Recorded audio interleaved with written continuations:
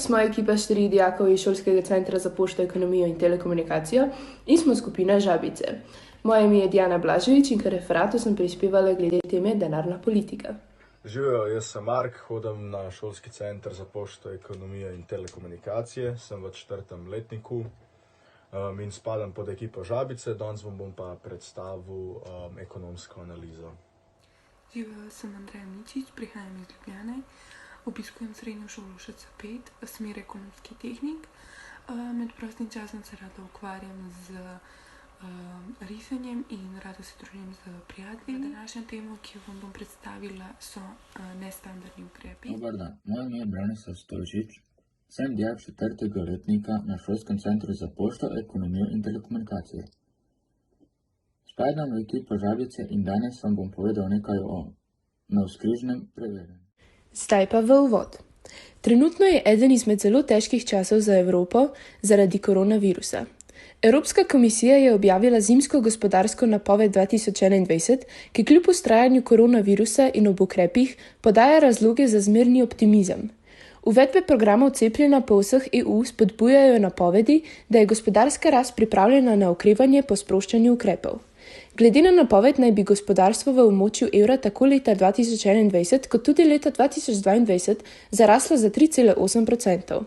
Rast za EU gospodarstvo naj bi bila 3,7% v letu 2021 in 3,9% v letu 2022, pri čemer je bila leta 2020 negativna -6,3%. Ker protikoronski ukrepi še vedno veljajo, se pričakuje, da se bosta gospodarstvi EU in evropska območja v prvem četrtletju leta 2021 skrčili. Gospodarska rast naj bi se ponovnoma začela letos pomladi in poleti pridobila zagon, da bodo programi cepljenja napredovali, ukrepi pa se bodo postopoma sprostili. Okrevanje bodo predvidoma podprli tudi boljši obeti za svetovno gospodarstvo. Inflacija po HIPC naj bi v območju evra znašala 1,4% v letu 2021 in 1,3% v letu 2022. EU kot celoto pa naj bi inflacija tako v letu 2021 kot v letu 2022 znašala 1,5%. Bruto domači proizvod Slovenije naj bi leta 2021 zrastel za 4,7% in sicer o podpori močnega domačega povpraševanja in pozitivnega neto izvoza zaradi istih dejavnikov naj bi bila rast v letu 2022 5,2%. BDP naj bi do konca leta 2022 presegel raven ob koncu leta 2019. Leta 2020 je bila deflacija 0,3%, leta 2021 naj bi inflacija znašala 0,8%, leta 2022 pa 1,7%. Glavna naloga Evropske centralne banke je ohranjanje cenovne stabilnosti, kar pomeni, da se je potrebno izogibati obdobjem inflacije kot tudi deflacije. Evropska centralna banka želi s svojim delom spodbuditi gospodarsko rast, ohranjati stabilnosti cen in zagotoviti stopnjo inflacije tik pod 2%. Majhna gospodarska rast, spremljena z nizko stopnjo inflacije ali celo deflacijo, ter visoka strukturna brezposelnostjo, zlasti mladih, je tista kombinacija, ki se zelo hitro prevesi v negativno spiralo, iz katere se je zelo težko izviti.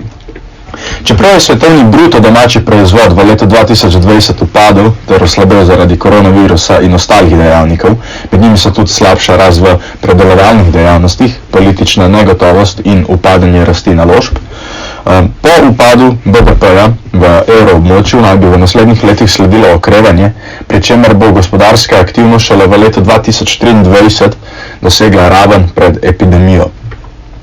Razmere na trgu dela so se poslabšale in sprejetje interventnih ukrepov za ohranjanje delovnih mest in upadu BDP-ja v evroobmočju naj bi v naslednjih letih sledilo okrevanje, pri čemer bo gospodarska aktivnost šele v letu 2023 dosegla raven pred epidemijo.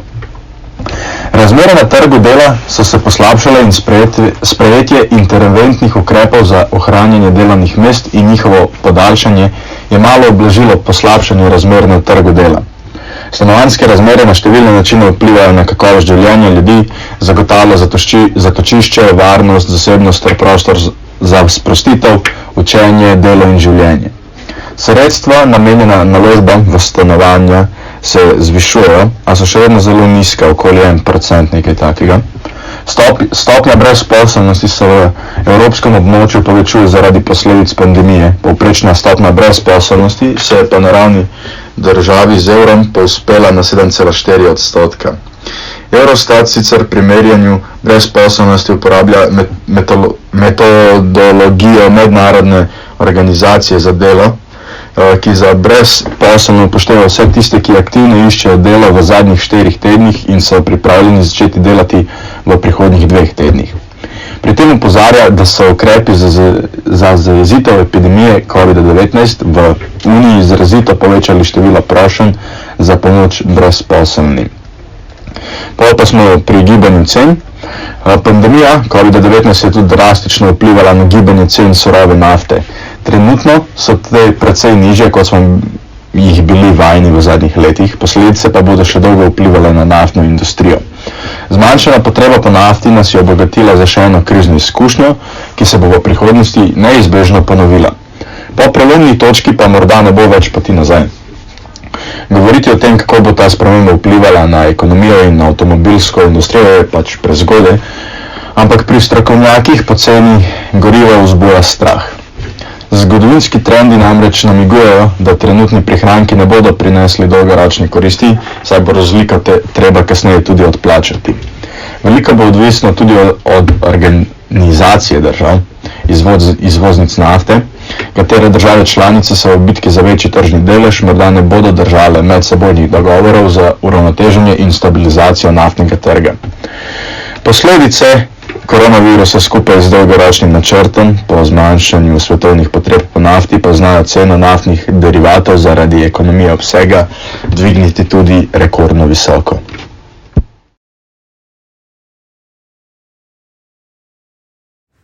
Če povzamemo, je navzkrižna primerjava rezultatov ekonomske analize z signali iz denarne analize poti pokazala, da je potrebna spodbujevalno naravnana denarna politika, da se bo inflacija v srednjeročnem obdobju zanesljivo približevala ravni pod 2% oziroma blizu te meje.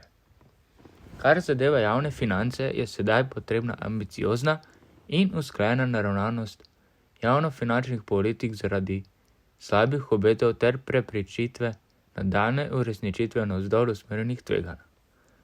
Nekatere vlade so že sprejele, da bi zdravstvenemu sektorju zagotovile zadostne vire ter nudile podporo prizadetim podjetjem in zaposlenim. Potrebni so zlasti ukrepi, kot je zagotavljanje kreditnih jamstev, ki bodo dopolnjevali in krepili danes sprejete ukrepe denarne politike. V državah EU, kjer je javni dolg višji od 60% BDP, ga potrebno še naprej zmanjševati. Javne finance morajo spodbudno vplivati na rast gospodarstva, države evroobmočja morajo obnoviti svoje javnofinančne rezerve, to velja zlasti za države, ki imajo visok javni dolg. V evroobmočju in evropskih institucijah je potrebno, da ukrepajo takoj, učinkovito in skupaj v odziv na posledice nadaljnjega širjenja koronavirusa. Nestandardni ukrepi. Evrosistem je nestandardne ukrepe uvedel predvsem z namenom zmanjšanja tveganj in nudenja podpore posameznim segmentov trgov. Kasneje jih je razširil z namenom, da se dodatno okrepi prenos učinkov inštrumentov na pogoje financiranja realnega gospodarstva, ter se v povezavi z drugimi ukrepi okrepi spodbujevalno naravnost denarne politike. Nakupi vrednostnih papirjev.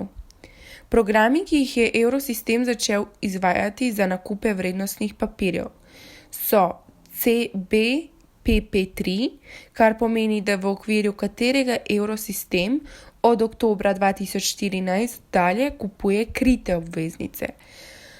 Program ABSPP, v okviru katerega evrosistem od novembra 2014 dalje kupuje listinjene vrednostne papirje. PSPP, v okviru katerega evrosistem od marca 2015 dalje na sekundarnem trgu kupuje dolžniške vrednostne papirje javnega sektorja. In pa program CSPP, v okviru katerega evrosistem od junija 2016 dalje kupuje dolžniške vrednostne papirje nebančnih podjetij. Posamezne programe nakupov vrednostnih papirjev je Evrosistem uvedel že v obdobju leta 2009 in pa do leta 2012, vendar jih je kasneje ukinil.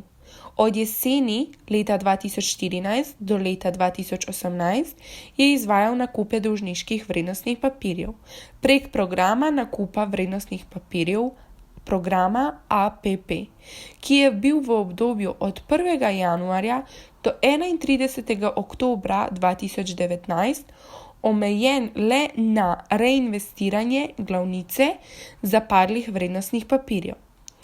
Ostali nestandardni ukrepi, ki jih je ustvaril Evrosistem, so ponujanje operacij odprtega trga prek avkcij s fiksno obrestno mero in polno dodelitvijo, ponujanje dolgoročnejših operacij odprtega trga z novimi ročnostmi, uvedba negativne obrestne mere, dvostopenjsko obrestovanje presežnih rezerv, zagotavljanje likvidnosti v tujih valutah, razširitev primarnega finančnega premoženja za zavarovanje posojil Evrosistema in pa razširitev nabora primernih nasprotnih strank pri operacijah fiksnega uravnavanja.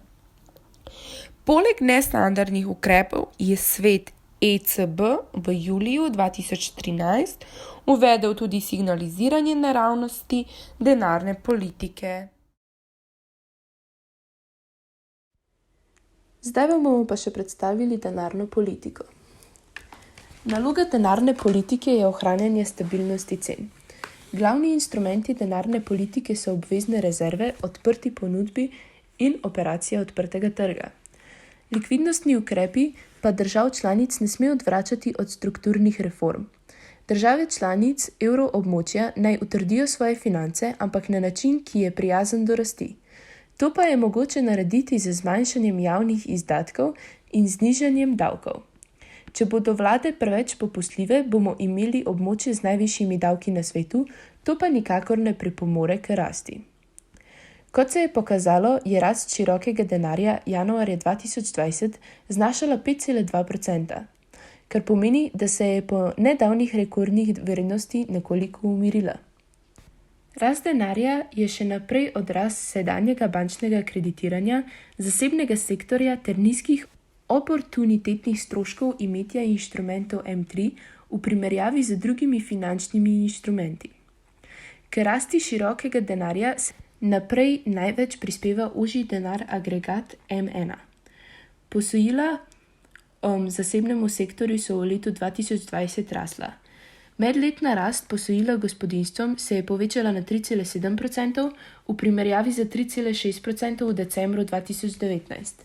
Medletna rast posojil nefinančnim družbam je ostala nespremenjena na ravni 3,2%, kar potrjuje umirjanje rasti od jeseni 2019 dalje ter verjetno odraža značilno zapoznelo odvijanje na preteklo oslabitev gospodarstva. Nasplošno bo spodbujevalno naravna denarna politika prispevala k ohranjanju ugodnih pogojev bančnega posojanja in tudi v prihodnje olajševala dostop do financiranja vsem, tudi tistim, ki so ji posledice koronavirusa najbolj prizadele, še posebej pa malim in srednjim velikim podjetjem.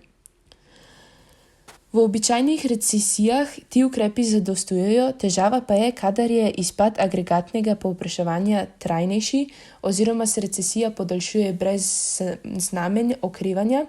Takrat monetarna politika ne more narediti nič več, saj gospodarstvo zaide v likvidnostno past.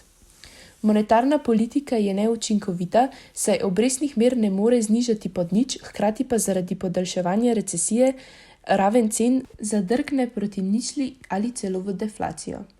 V tem primeru bi bila lahko učinkovita vlada z javnimi investicijami, s katerimi bi zagnala gospodarstvo. V Evropi pa vlada ideologija, ki je proti fiskalnemu ukrepanju in povečanju javnofinančnih izdatkov.